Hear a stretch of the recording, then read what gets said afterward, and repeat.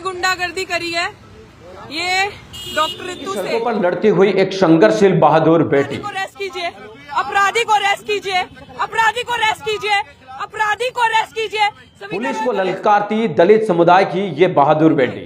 नहीं करेंगे, नहीं करेंगे। इधर बात करो, इधर बात करो, इधर बात करो, इधर बात करो। जाम आपने लगाया, जाम आपने लगाया।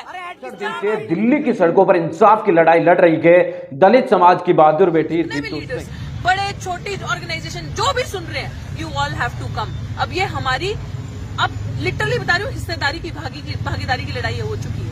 ये ललकारते पुलिस को वीडियो और पूरे घटनाक्रम को आप देख पा रहे हैं। पिछले कई दिनों से हमारे चैनल पर इस खबर की और इस न्यूज की हम लगातार पल पल की अपडेट देते नजर आते हैं। ये बहादुर बेटी दिल्ली विश्वविद्यालय के एक कॉलेज की प्रोफेसर रही हैं, doctor Ritu Singh. Doctor Ritu Singh social media पर भी काफी ज्यादा एक्टिव हैं और आप जानते हैं पिछले 164 दिन से दिल्ली के विश्वविद्यालय के गेट नंबर 4 पर ये धरना प्रदर्शन करके न्याय मांग रही, इंसाफ मांग रही है। दलित समुदाय से आने वाले बच्चे और उनके भविष्य और उनके हक अधिकारों के लिए लड़ाई लड़ रही है। 164 दिन से इनका आंदोलन है वो लगातार जारी है। हाल फिलहाल की अगर मैं स्थिति देखूं तो ये साफ नजर आता है कि एक महिला और वो भी दलित समुदाय की इतनी बहादुरी के साथ पुलिस के साथ बहस करती है, उन्हें कानून और संविधान की हर बात की अवहेलना देती है, उन्हें चैलेंज करती है ओपन तूप से कि हमें कोर्ट में मिलेंगे, हम कोर्ट में आपको बात करेंगे। इस तरीके की बहादुरता पिछले कई वर्षों बाद है वो देखने को मिल रही है।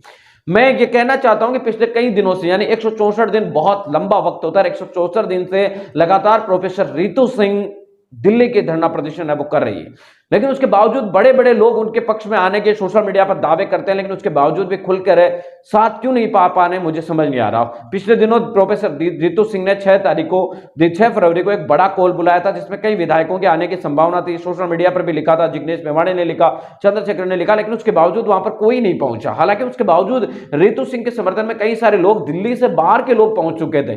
दिल्ली से बाहर के करीब 35 बसें पुलिस ने भर कर वो एक दूसरी जगह लेकर गए थे। तो आप सोच सकते हैं कि एक बस में अगर हम अंदाजन भी लगाए 60-70 लोगों का, तो एक बड़ी संख्या के अंदर आपको बता दें कि लोग पहुंचे थे, लेकिन उसके बावजूद उन लोगों को वहां से हटा दिया था। इसके अलावा कई सारे ऐसे लोग भी थे जो अपनी पर्सनल गाड़ियां लेकर वहां पर पहुंचे थे, उनको भी वहां हटा दिया गया था। कुल मिलाकर बात साफ है कि रितु सिंह के समर्थन में बाहर के लोग उमड़ रहे हैं, लेकिन दिल्ली के लोग आखिर इतनी कम संख्या में क्यों उमड़ पा रहे हैं। बताया जाता है कि दिल्ली के अंदर एक बहुत बड़ी आबादी, करीब 20% दलित समुदाय की आती है। एक बहादुरी से लड़ती हुई दलित बेटी के साथ मैं ये कहना चाहता हूं कि खुलकर है वो समुदाय को आना चाहिए, चाहे वो किसी भी तरीके से लड़ाई लड़ रही है, किस प्रकार से लड़ रही है। इस प्रकार की बातों को छोड़कर पिछले 165 दिन से क्या आप हकीकत में रोहित वेमुला या फिर पायल तड़वी जैसी बच्चियां जो सुसाइड कर लेती है, जो उसके बाद हमारे बीच में छोड़कर चली जाती है, उसके लिए आप न्याय के लिए उतरते हैं, उनके सड़कों पर लड़ते हैं, उनके लिए इंसाफ की मांग सड़कों पर करते हैं, कैंडल मार्च निकालते हैं, उसी तरीके का न्याय देखना चाहते हैं। या फिर जो एक लड़की अपने न्याय के लिए, इंसाफ के लिए इतने दिनों से लड़ रही है, उसके लिए लड़ना आप लोगों को ज्यादा जरूरी नहीं लगता। पिछले कई दिनों से अगर आप देखने की कोशिश करें तो वो दिल्ली पुलिस को